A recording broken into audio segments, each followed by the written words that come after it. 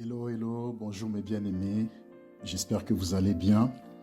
Le Seigneur m'a mis à cœur de pouvoir partager ensemble un message sur l'intimité avec le Seigneur. Mais avant cela, nous allons passer un temps dans la prière pour recommander ce moment entre les mains du Seigneur.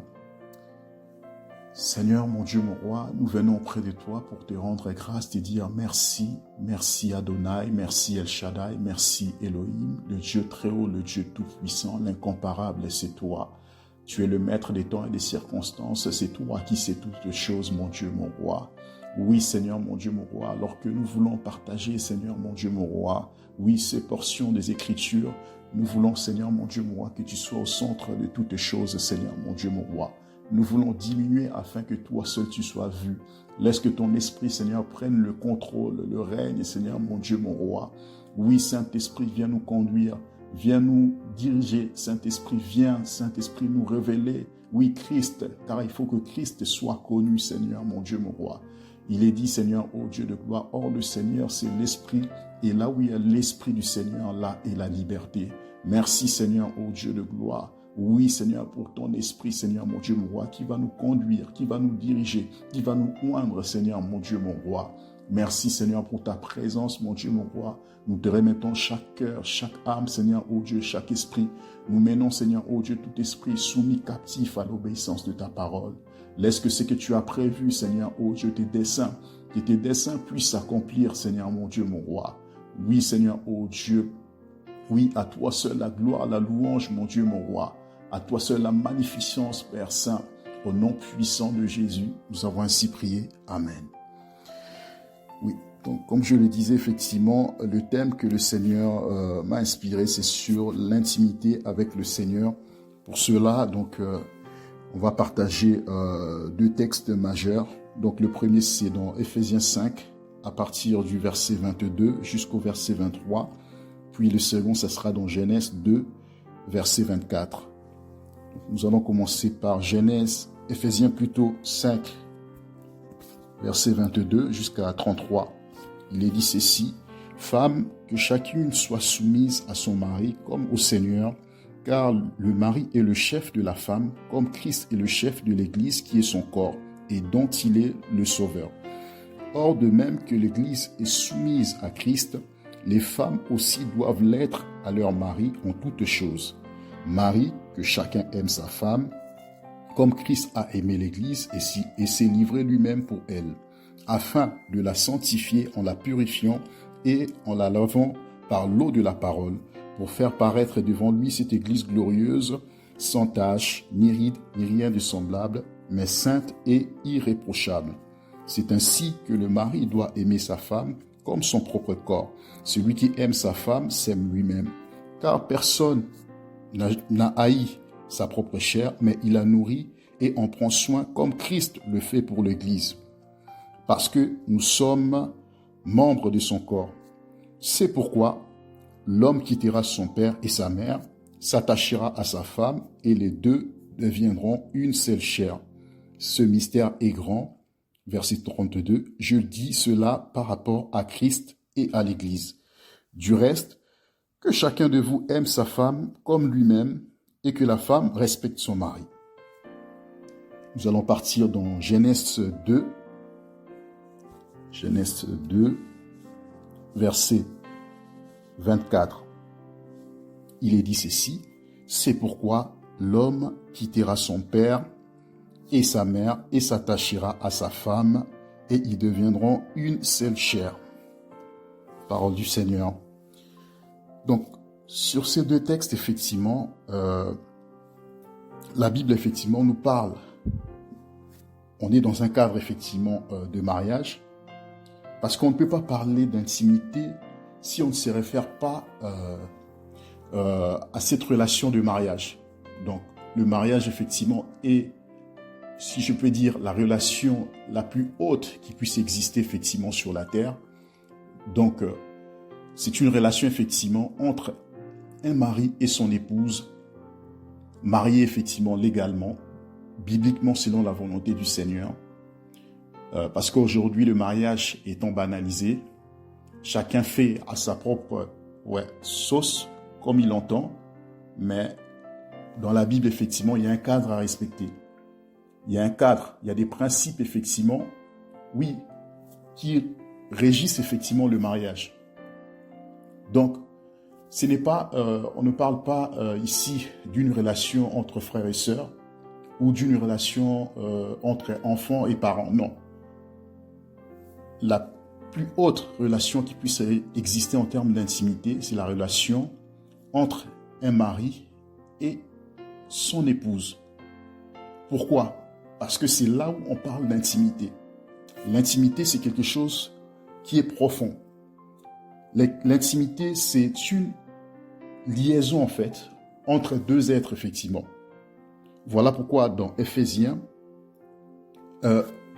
l'apôtre Paul nous donne les principes, effectivement, de ce mariage.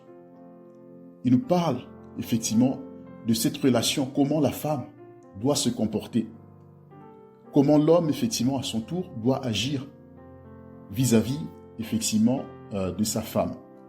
Mais si toujours dans Genèse, à partir du verset, plutôt dans Éphésiens 5, verset 33, nous allons le reprendre, Éphésiens 5, verset 33, il dit effectivement tout ce qu'il a expliqué avant, que la femme doit être soumise effectivement à son mari, que son mari doit aimer sa femme, comme Christ effectivement l'a fait, il s'est sacrifié pour son Église, vous voyez,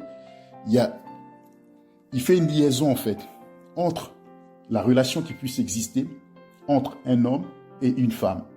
Il compare cette relation effectivement à l'intimité, à cette relation de l'Église et son époux.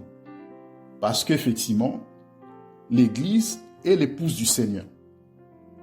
Du moins, ici-bas, nous sommes effectivement dans les périodes, on va dire, des fiançailles. Effectivement, l'Église est en train de se préparer justement pour entrer dans les noces.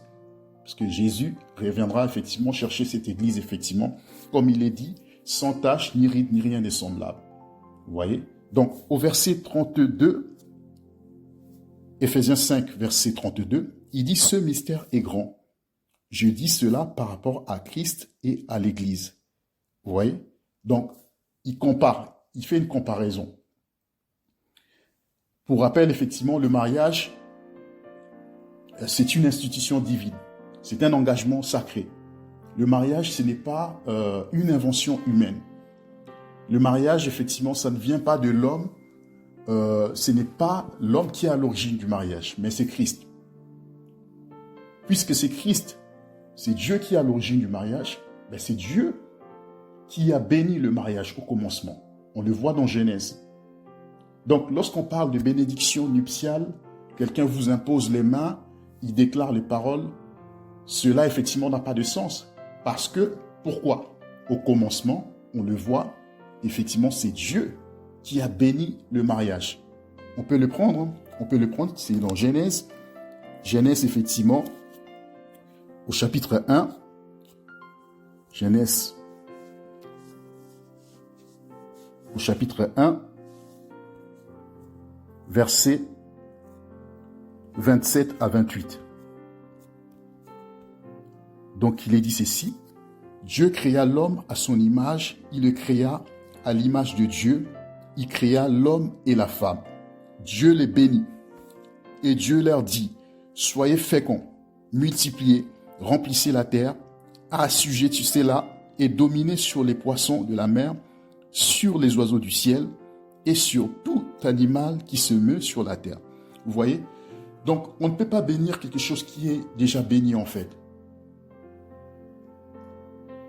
Malheureusement, nous le voyons dans les assemblées aujourd'hui, où effectivement, on voit des pasteurs, on voit, soi-disant effectivement, des ministres. Il ne s'agit pas ici de condamner, mais ce sont des pratiques qui sont courantes, où on voit effectivement des hommes de Dieu en train de bénir le mariage. Non, parce que Dieu, ici, comme on le voit, le but premier, effectivement, du mariage, Dieu a tout accompli, effectivement, dans Genèse. Il faut toujours revenir au commencement. Dieu a déjà béni. A béni le mariage. C'est quelque chose déjà de béni.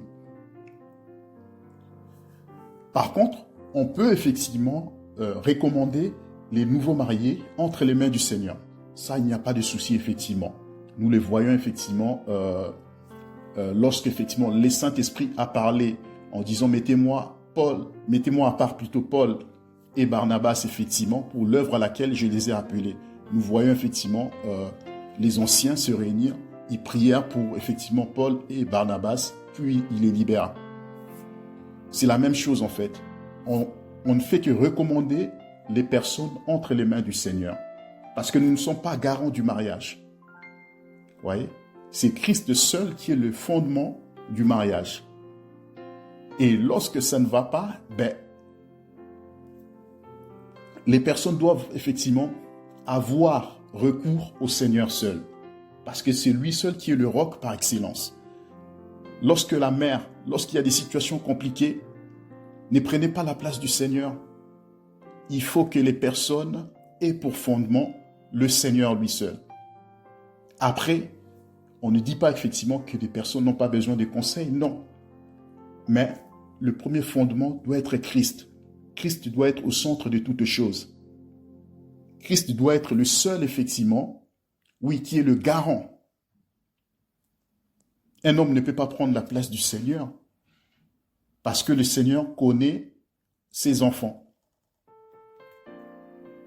Donc, c'est ça, en fait. Il y a beaucoup d'hommes, effectivement, voilà, qui sont tombés, effectivement, dans ce piège en voulant bénir le mariage.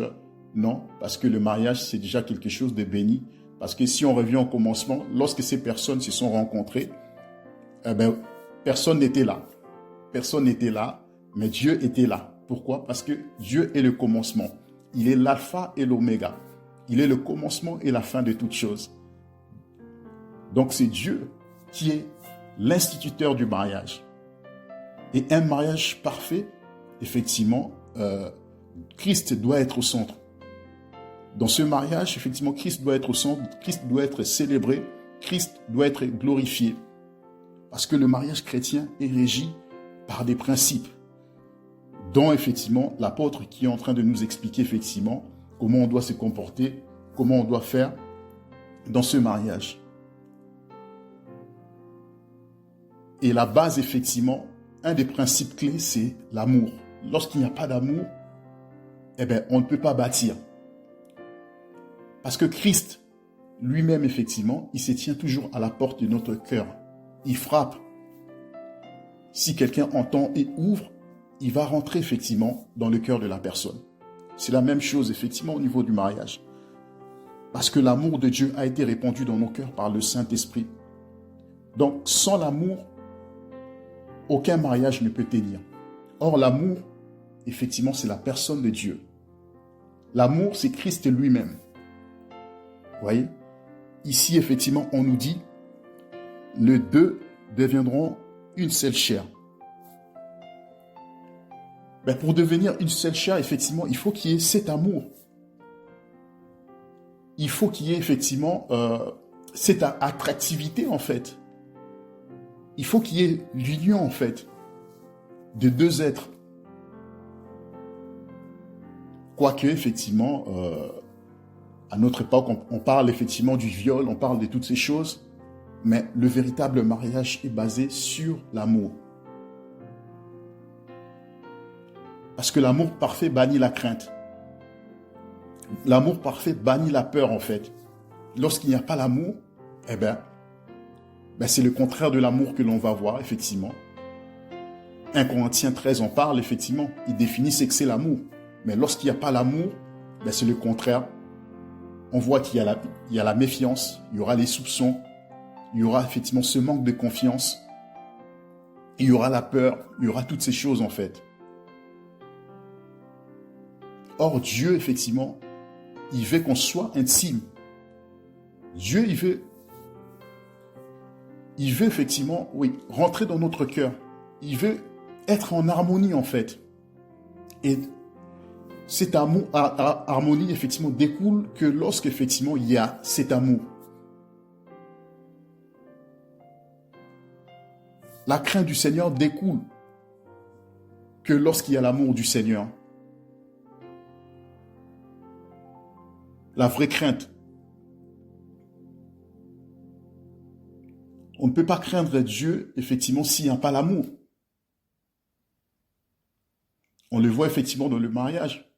Une femme ne peut pas être soumise à son mari s'il n'y a pas l'amour.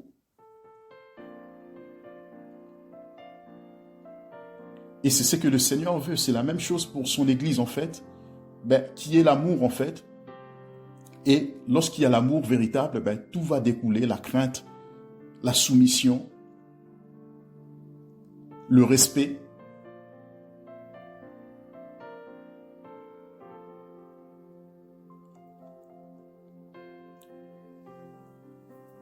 Et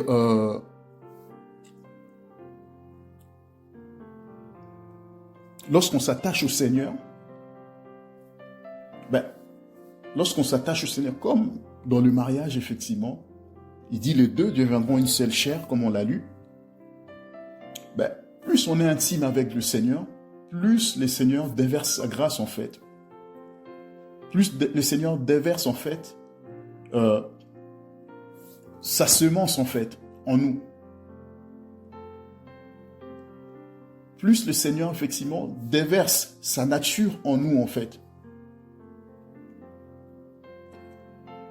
On ne peut pas enfanter les desseins de Dieu si on n'est pas intime du Seigneur. Malheureusement. Parce qu'il y en a beaucoup qui crient, effectivement, « Oui, Seigneur, donne-moi ta vision. Fais-moi connaître, effectivement, ma destinée. » Mais si on n'est pas intime au Seigneur, ça ne marchera pas, en fait.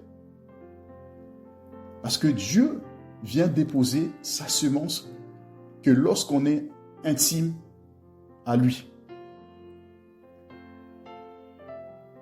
Voilà pourquoi plusieurs, effectivement, commencent des choses, commencent effectivement des projets, commencent à vouloir bâtir des choses, et quelques temps plus tard, cela se croule. Pourquoi? Parce que Dieu n'est pas instituteur, en fait.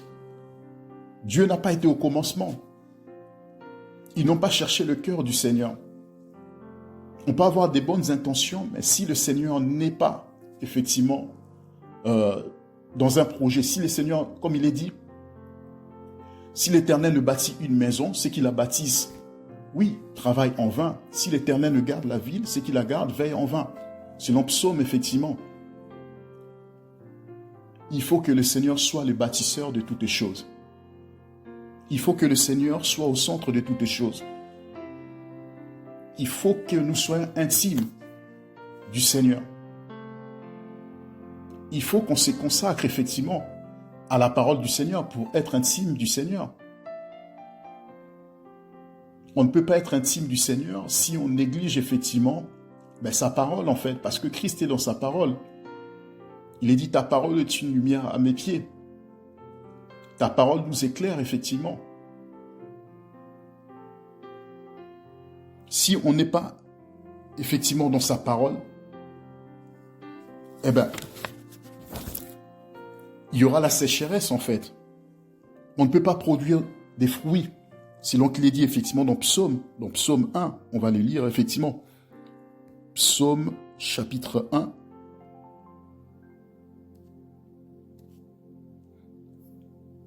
À partir du verset 1er, il est dit ceci, « Heureux l'homme qui ne marche pas selon le conseil des méchants, qui ne s'arrête pas sur la voie des pécheurs et qui ne s'assied pas en compagnie de moqueurs, mais qui trouve son plaisir dans la loi de l'Éternel et qui la médite jour et nuit. Il est comme un arbre planté près d'un courant d'eau, qui donne son fruit en sa saison et dont le feuillage ne se flétrit point. Tout ce qu'il fait lui réussit. » Vous voyez? Ici, on est dans le cas où, oui, c'est un homme, c'est l'épouse du Seigneur, c'est l'Église, effectivement, qui est plongée dans la parole du Seigneur. Et on nous dit, effectivement, que cet homme, ici c'est un exemple, effectivement, d'un homme, voilà, qui médite la parole du Seigneur. Il est dit, il est comme un arbre planté près d'un courant d'eau, qui donne son fruit en sa saison. Vous voyez? On ne peut pas donner des fruits. On ne peut pas manifester le fruit de l'esprit si on ne médite pas la parole du Seigneur. Si on n'est pas ancré dans la parole du Seigneur. Si on banalise la parole du Seigneur, on ne peut pas produire du fruit. Il n'y aura aucun résultat. Malheureusement, beaucoup courent effectivement derrière les choses, mais sans être fondé sur la parole du Seigneur, sans être bâti. Et on le voit effectivement, lorsqu'il y a la tentation, lorsqu'il y a les épreuves, toutes ces choses, ces personnes, oui, tombent malheureusement. Pourquoi? Parce qu'elles n'ont pas laissé la parole effectivement pénétrer dans leur cœur. Comme David dirait, je serre ta parole dans mon cœur afin de ne pas pécher contre toi. Ou encore il est dit, comment le jeune homme rendra-t-il pur son sentier? C'est en se dirigeant d'après ta parole. Mes bien-aimés. Donc la parole, elle est très capitale. La parole, oui, elle est fondamentale en fait. C'est ça qui nous pousse effectivement à rentrer dans l'intimité avec le Seigneur. C'est la parole en fait qui va faire en sorte que nous ne soyons pas secs. Malheureusement, beaucoup, effectivement, oui, sont secs. Pourquoi? Parce que la parole, effectivement, cette parole n'a pas pris vie, effectivement, en eux. Il faut laisser la parole nous travailler. Il faut laisser la parole nous purifier. Il faut laisser la parole enlever ce qu'il y a de mauvais, en fait. Parce que nous servons un Dieu saint. On ne peut pas aller dans l'intimité avec le Seigneur en ayant un cœur pur, en fait. Un cœur impur, plutôt. Un cœur, effectivement, rempli de mauvaises choses. Marc en parle, effectivement. Ce n'est pas ce qui entre dans l'homme qui le souille, mais c'est ce qui sort de l'homme, en fait, qui le souille. Il faut être saturé de la parole de Dieu. Il faut laisser la parole de Dieu nous travailler. Parce que le Seigneur sait de quoi nous sommes faits. Sans la parole, effectivement, nous allons tomber. Sans la parole, on ne sera pas productif. Sans la parole, effectivement, aucun fruit de l'esprit, effectivement, ne sera manifeste.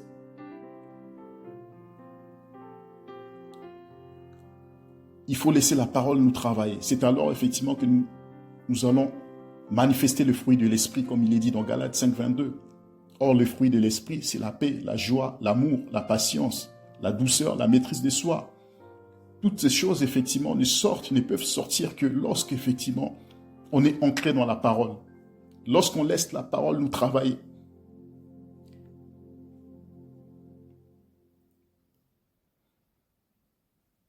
Parce que Jésus-Christ, il est la parole. Au commencement était la parole, et la parole était avec Dieu, et la parole est Dieu. Vous voyez? Il faut laisser la parole nous travailler.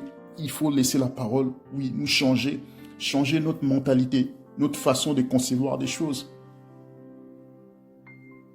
Parce qu'il y a des délivrances, en fait, que l'on peut expérimenter que si on laisse la parole pénétrer en nous. Il n'y aura pas besoin forcément de prière ou quoi que ce soit, ou d'imposition de main, je ne sais pas de qui. Mais lorsque vous laissez la parole de Dieu vous travailler, lorsque vous laissez la parole de Dieu, oui, prendre racine dans votre cœur, cette parole va produire des fruits. Cette parole ne va pas vous laisser comme ça, parce que c'est la parole de Dieu.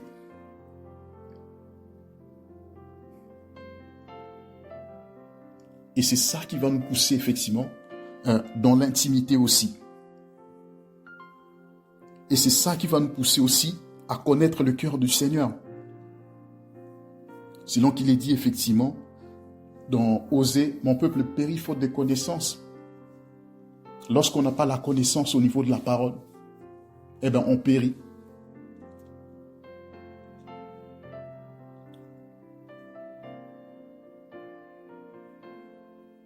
Il faut connaître le Seigneur. Il faut chercher à le connaître.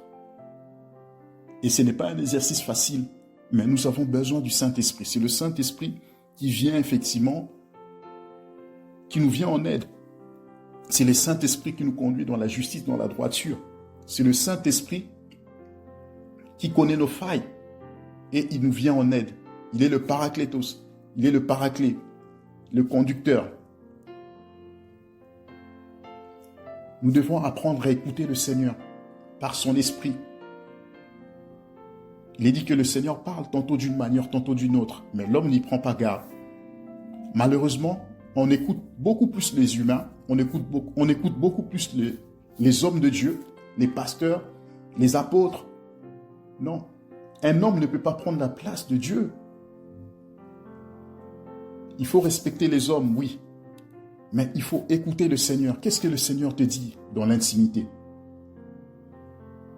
Où est-ce que le Seigneur veut aboutir avec toi? Dans quoi le Seigneur t'attend en fait? C'est ça. Tu peux écouter les messages. Il y a tellement de messages aujourd'hui sur les réseaux sociaux, tellement. Mais ce n'est pas ça en fait. Ce n'est pas ça qui va te permettre de grandir spirituellement. Si tu ne la mets pas en pratique, si cette parole ne vient pas du Seigneur, parce que la foi vient de ce qu'on entend, et ce qu'on entend vient de la parole du Seigneur. On doit veiller sur ce qu'on écoute. Parce qu'il y a de tout, il y a de tout et n'importe quoi sur les réseaux sociaux.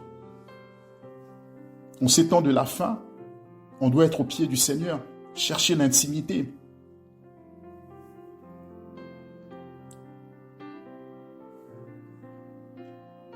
Ce n'est plus un temps où on doit courir derrière les hommes, les titres, non. Dieu n'en a que faire de ça en fait. Dieu cherche, voilà, une église effectivement qui se tient, oui, à son pied, effectivement, à ses pieds. Comme Marie. Marie, elle avait choisi la bonne part.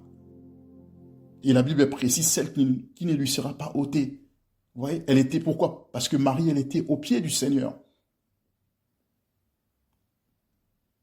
C'est en étant au pied du Seigneur qu'on va recevoir ses instructions. On va recevoir cette parole, en fait, qui va nous transformer, qui va nous changer, qui va changer notre cœur. Vous voyez? Et si on n'a pas l'intimité aussi, s'il manque l'intimité, ou si on a cette intimité de façon rare, effectivement, on néglige l'intimité avec le Seigneur, eh bien, on est vulnérable au péché.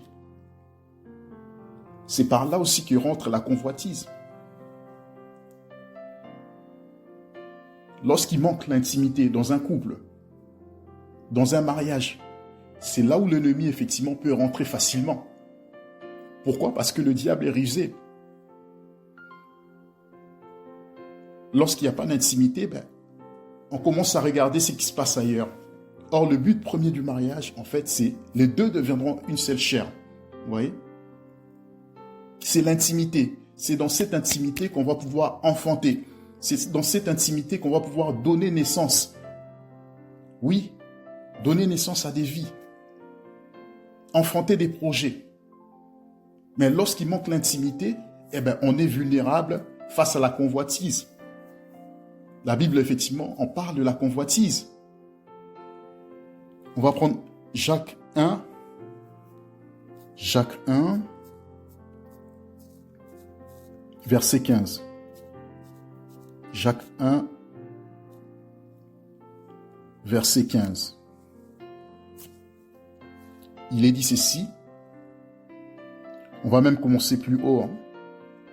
À partir de Jacques 1, verset 13. Il est dit ceci. Que personne, lorsqu'il est tenté, ne dise « c'est Dieu qui me tente ». Car Dieu ne peut être tenté par le mal et il ne tente lui-même personne. Mais chacun est tenté quand il est attiré et amorcé par sa propre convoitise. Puis la convoitise, lorsqu'elle a conçu, enfante le péché, et le péché étant consommé, produit la mort. Vous voyez? Donc Dieu ne tente personne. C'est Satan qui tente. Mais chacun de nous, il est dit, est tenté quand il est amorcé par sa propre convoitise. Un désir, effectivement, voilà, qui n'est pas orienté vers le Seigneur. Or, normalement, effectivement, dans le mariage, notre désir, notre soupir, effectivement, doit être orienté vers notre partenaire. Mais si ce désir, effectivement, est mal orienté, on commence à convoiter, à regarder, effectivement, ce qui se passe ailleurs, à convoiter la femme d'autrui, à convoiter le mari d'autrui, eh bien là, on tombe dans le péché. Parce que l'adultère, comme Christ l'a expliqué, effectivement, oui, même en regardant, en ayant des mauvais désirs, effectivement, on tombe déjà dans l'adultère. L'adultère, effectivement, ne commence pas par l'acte, par le rapport que l'on a par la suite. Les rapports que l'on a par la suite, ce n'est que la manifestation, en fait, oui, de ce dont on a désiré. Un mauvais désir, qui n'est pas le désir de Dieu. Eh bien, c'est ça qui nous conduit. La Bible déclare effectivement, puis la convoitise, lorsqu'elle a conçu, vous voyez, lorsqu'elle est arrivée à maturité, elle enfante le péché, et le péché étant consommé produit la mort. Et malheureusement, ben ça détruit. Beaucoup de couples, effectivement, ont été détruits par la convoitise. Pourquoi? Ils n'ont pas su, effectivement, fermer leur cœur à ce mauvais désir. Ils n'ont pas su orienter leur désir, effectivement, vers leur conjoint, vers leur partenaire, effectivement, leur mari ou leur femme. La convoitise est un venin mortel, en fait. On doit faire très attention par rapport à cela. Parce qu'il est dit, deux valent mieux qu'un. Lorsque la convoitise rentre, eh bien, ça ouvre des portes, effectivement, à des esprits. Il y a des esprits qui travaillent, effectivement, dans le but de détruire. Parce que le diable, effectivement, il est dit, le voleur ne vient que pour dérober, égorger et détruire. Satan n'aime pas voir, effectivement, un mariage épanoui, un mariage heureux. Et le manque d'intimité dans le mariage peut conduire à ces choses, en fait. D'où il faut faire très attention, il faut veiller. Il faut veiller. On ne peut pas devenir une seule chair s'il n'y a pas d'intimité. On ne peut pas enfanter des choses du Seigneur, effectivement, s'il n'y a pas d'intimité. On ne peut pas enfanter les desseins du Seigneur s'il n'y a pas d'intimité.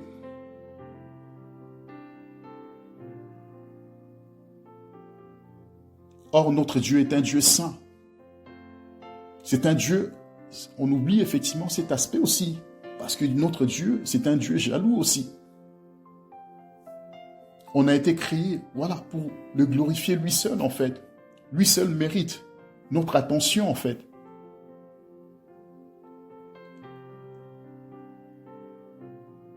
Et l'adoration, c'est aussi ça, c'est lorsqu'on soupire après Dieu. Et on dit dans son cœur, oui, je veux n'être qu'à toi. Oui, tu es mon tout, Seigneur. Tu es mon bien-aimé. Oui, des paroles pleines de charme bouillonnent dans mon cœur. Je dis, mon œuvre est pour le roi, et que ma langue soit comme la plume d'un habile écrivain, nous dit ta parole. Vous voyez? Lorsqu'on adore le Seigneur comme ça, Dieu prend plaisir, en fait. Lorsqu'on dit au Seigneur, tu es mon tout, il n'y en a pas d'autre. C'est comme dans une relation, lorsqu'on comprend le mariage, effectivement, les choses du Seigneur, c'est pour ça l'apôtre Paul, effectivement, en parlant du mariage entre un homme et une femme, il dit, je dis, ce mystère est grand, je dis cela par rapport à l'Église, l'épouse du Seigneur et Christ. Vous voyez? Lorsqu'on comprend le mariage, effectivement, on va comprendre aussi le rôle de l'Église, effectivement, en tant qu'épouse. Parce que c'est la dimension ultime. C'est la dimension ultime. Dieu ne se cache pas devant son épouse.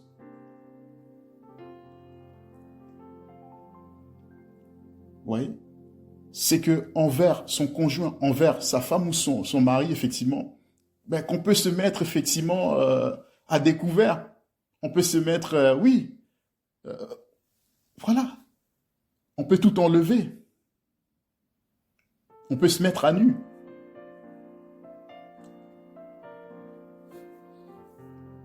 C'est la même chose. C'est la même chose avec le Seigneur. Dieu nous attend dans son intimité. Il ne veut pas qu'on aime des choses. Il est dit, petits enfants, n'aimez pas des choses qui sont dans ce monde, dans le monde. On parle de la convoitise, toutes ces choses. Christ doit être l'objet de nos pensées. Comme il est dit dans Matthieu 6,33, cherchez premièrement le royaume et la justice de Dieu, et toutes ces choses vous sera données par-dessus tout. Ouais. Lorsqu'on cherche le Seigneur dans son intimité, lorsqu'on cherche le Seigneur, effectivement, on cherche les choses du Seigneur, où il est dit, cherchez premièrement les choses d'en haut où Christ est assis à la droite de Dieu le Père. Lorsqu'on cherche ces choses, effectivement, après le reste, oui, Dieu s'occupe de nous. Vous voyez? À l'épouse, on ne refuse rien. Une épouse qui est soumise, une épouse, effectivement, qui honore son mari, qui le respecte, qui aime son mari. Ah, je ne sais pas. Même sur le plan humain, à moins que tu sois un homme insensé, que tu sois, je ne sais pas comment, mais une épouse qui fait du bien à son mari, waouh, non. C'est impossible, effectivement, que ce mari lui ferme le cœur. Impossible. Nous avons des dégâts, effectivement, sur le plan humain, dans les mariages. Pourquoi? Parce que, on ne respecte pas les principes du mariage.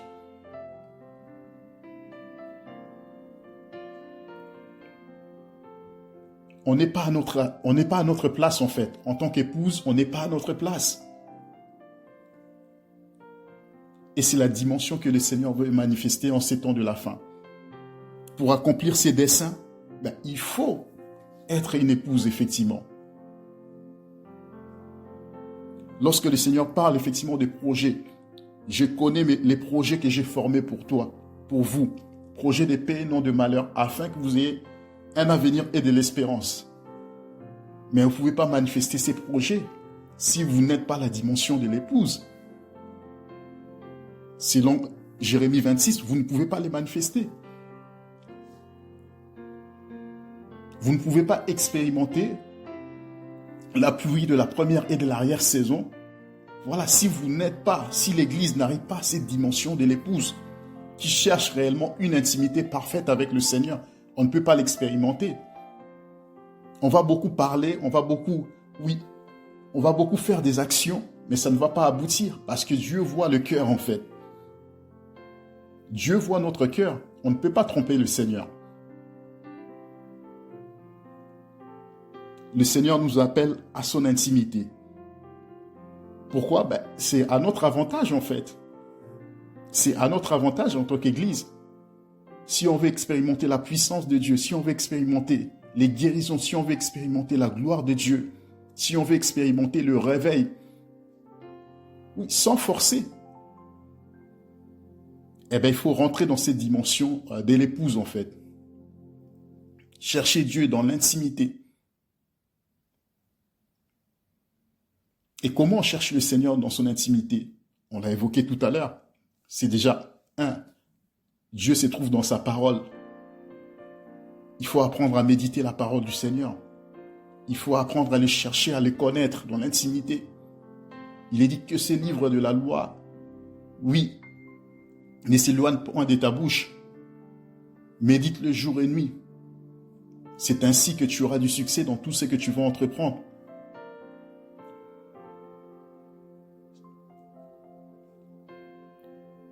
Oui, tout est dans la parole du Seigneur. Tout est dans la parole. Et ça passe aussi, oui, par une vie de consécration. Une vie de consécration totale. Ce n'est pas un peu de Dieu, un peu du monde, non. L'intimité avec le Seigneur exige que nous soyons tout entiers à lui.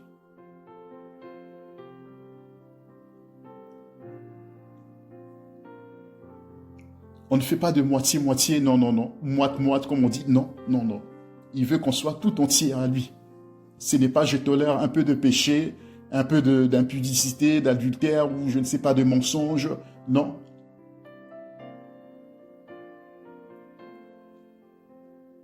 Il veut qu'on soit tout entier à lui. Et lorsqu'on tombe, effectivement, il faut avoir ce cœur, en fait, repentant, comme David. David n'était pas,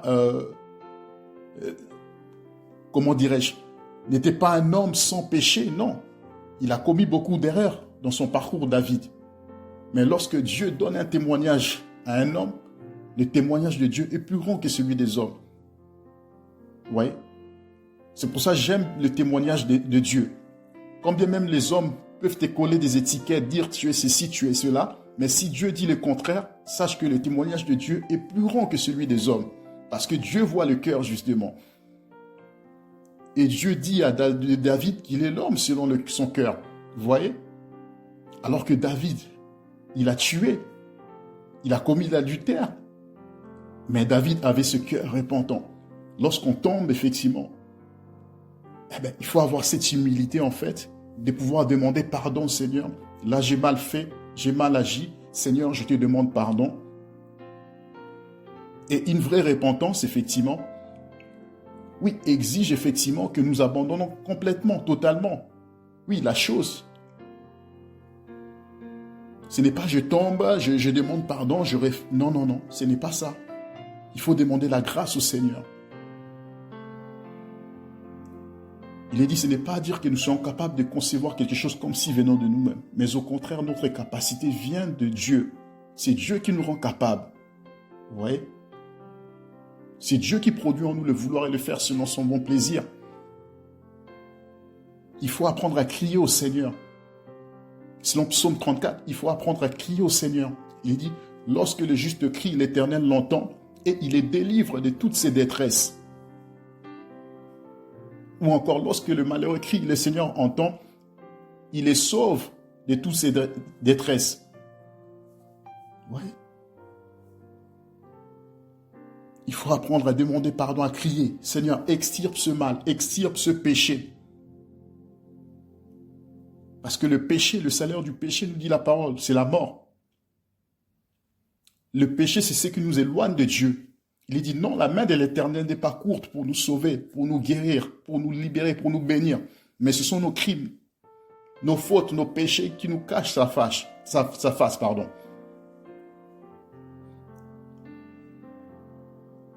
On doit avoir ce cœur humble, en fait. Et avoir cette vie aussi de prière. Il est dit, faites en tout temps par l'Esprit toutes sortes de prières et de supplications. Veillez à cela avec une entière persévérance et priez pour tous les saints. Et dans Romains 8, 26, il dit que l'Esprit nous vient en aide parce que nous ne savons pas ce qui convient de demander à Dieu dans nos faiblesses, dans nos prières. Mais il soupire par des soupirs inexprimables. Il intercède en notre faveur par des soupirs inexprimables. C'est ce que fait l'Esprit. Il faut demander au Saint-Esprit, oui, de t'aider. Lorsque tu n'arrives pas, demande de l'aide au Saint-Esprit. Le Saint-Esprit, il est là justement. Le Seigneur ne condamne pas. Le Saint-Esprit, il est là. Il va te tenir par la main. Il va t'aider, quel que soit le domaine. Là où tu as du mal, demande au Saint-Esprit de l'aide. Parce que le Saint-Esprit, oui, te connaît, le Saint-Esprit te voit. Le Saint-Esprit est en toi. Mais malheureusement, pour plusieurs en fait, le Saint-Esprit est devenu inactif. Pourquoi? Parce que on a laissé le péché en fait, oui, le péché, voilà, nous diriger, le péché prendre le dessus. Or non, il est dit, marchez selon l'Esprit et vous n'accomplirez pas les désirs de la chair. Car les désirs de la chair sont contraires à ceux de l'Esprit, qui sont tous les deux opposés afin que vous ne fassiez point ce que vous voudrez. Vous voyez? Lorsque la chair prend le dessus, cette vie de l'Esprit s'éteint en fait. La vie des prières, on n'a plus de vie de prière, plus de vie de consécration, plus de vie de méditation de la parole. Pourquoi? Parce que le Saint-Esprit a été éteint. Or, il est dit, n'attristez pas le Saint-Esprit, n'éteignez pas l'Esprit.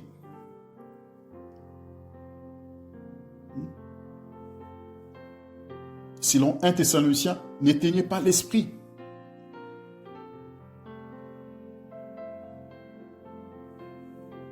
Et cela passe par la prière aussi. Ce n'est pas les heures qui comptent forcément, non. Petit à petit, le Saint-Esprit va t'aider. Parce que nous ne savons pas ce qui convient de demander dans nos prières. La Bible est claire là-dessus. Et le Saint-Esprit va t'aider. Il y a différents types de prières. Sature-toi de la présence de Dieu. En écoutant, une adoration, la louange, chante pour le Seigneur, même avec ta voix. Ce n'est pas forcément la musique que tu écoutes qui va forcément te conduire dans la présence du Seigneur, non. Mais toi-même, avec tes propres mots, tu peux composer, comme David, effectivement. Dieu voit le cœur. Dieu n'est pas impressionné par la voix, par... Non, non, non. Parce que dans le monde, il y a eu des voix, il y a des voix. Mais est-ce que ces voix sont-elles agréables au Seigneur? Dans le secret, dans l'intimité? Pas forcément. Les belles voix que vous admirez, surtout que beaucoup sont tombés effectivement dans tout ce qui est, comment dirais-je, ils commencent à monétiser la grâce de Dieu. Il y en a beaucoup que Dieu a lâchés, mais ils ne le savent pas. Mais Dieu, comme un bon père, il tend sa main en fait. Il attend à ce que, oui, ses enfants reviennent à lui.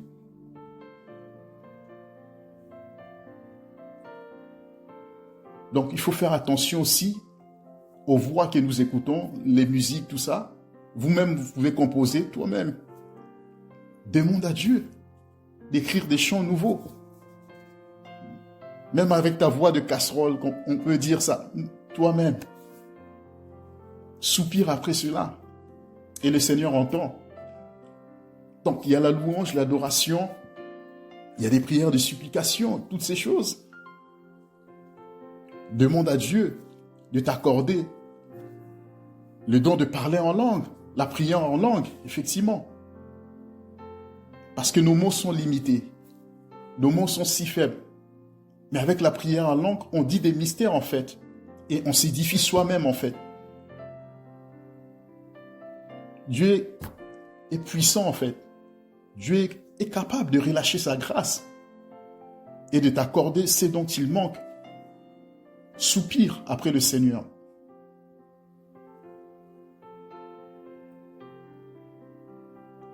Voilà. L'intimité aussi exige que nous ayons la foi. La foi, c'est la confiance que l'on a vis-à-vis du Seigneur. C'est comme dans le couple. Lorsqu'il n'y a pas la confiance, c'est compliqué. C'est là où rentrent effectivement les soupçons des mauvaises choses. Pourquoi on n'a pas confiance à l'autre? Et ça détruit.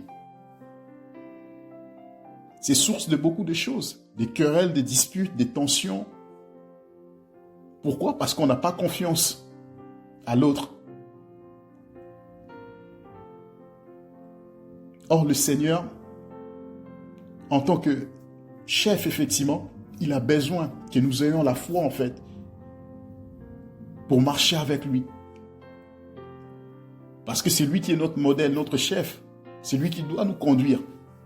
Et si on n'a pas la foi, on va commencer à douter. À douter, et lorsqu'il y a le doute, on ne suit plus le maître. Ouais. À l'exemple de Pierre, effectivement.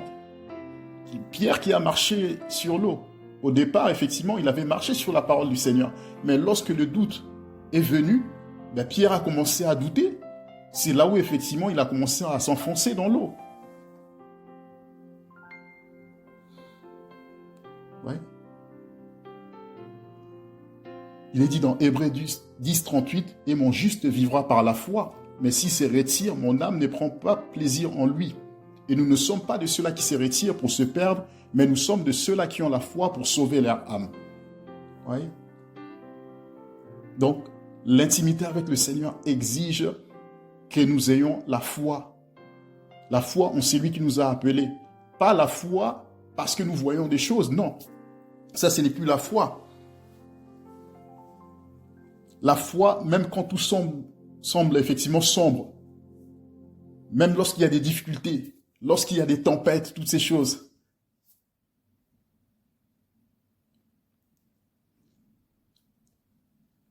Mais il faut la foi pour tenir, il faut la foi pour avancer. Et nous n'avons pas mis notre foi, notre espérance, oui, sur un homme, sur qui que ce soit, sur un pasteur, sur un apôtre, sur un prophète, non. Mais c'est sur le Seigneur, sur l'époux par excellence, sur celui qui nous connaît. Parce que dans la marche avec le Seigneur, il y aura des choses. Mais ce qui fait la différence, ce qui qualifie certains, c'est que il y a des hommes et des femmes qui marchent par la foi. Et vous pouvez lire effectivement dans Hébreux 11, on nous parle des héros de la foi, des hommes intimes à Dieu. Abraham, le père de la foi. Ouais, c'est Dieu lui qui qualifie les hommes. Abraham, effectivement, le père de la foi.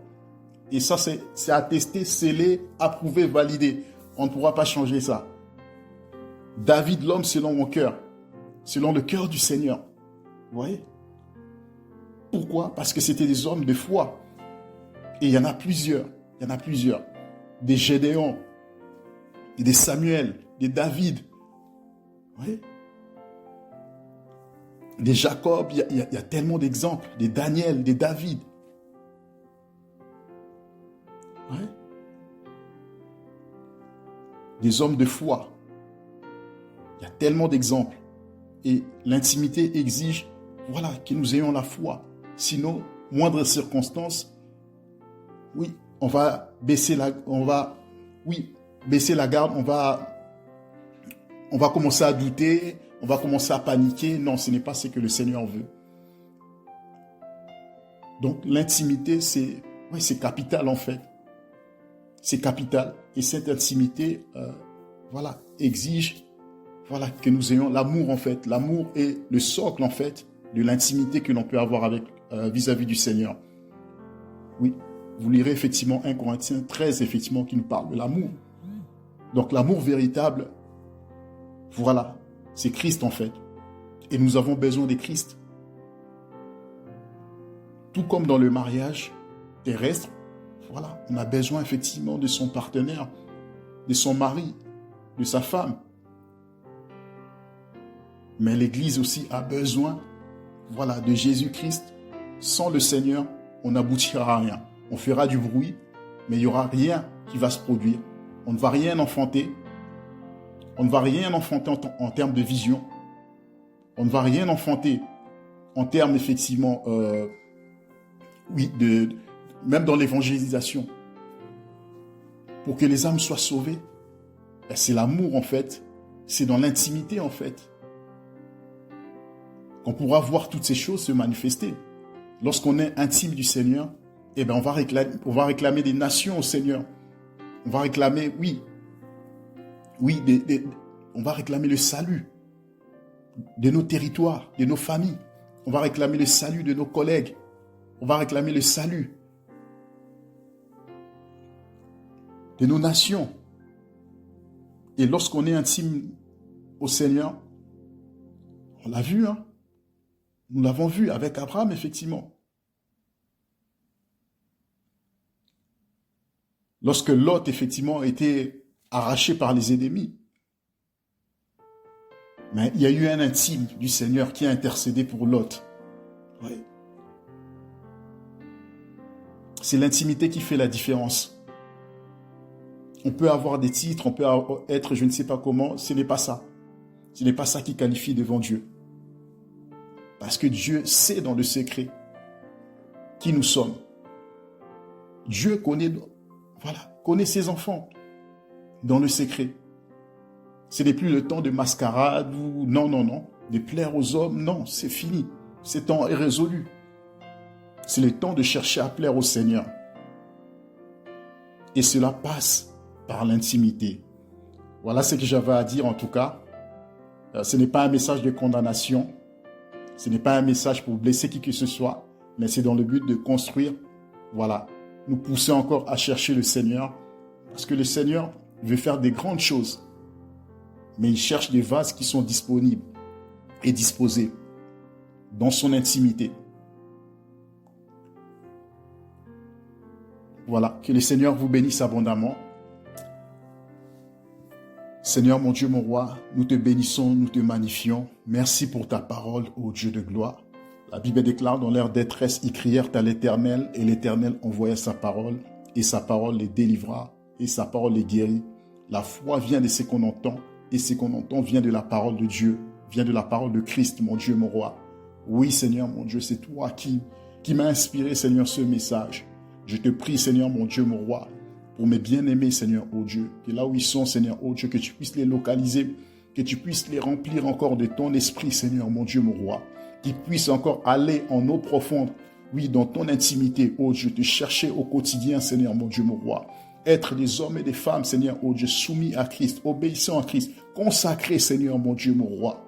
Oui, Seigneur, que tu puisses étendre ta main puissamment dans leur vie, que tu puisses les remplir de ton esprit, les oindre, Seigneur, mon Dieu, mon roi.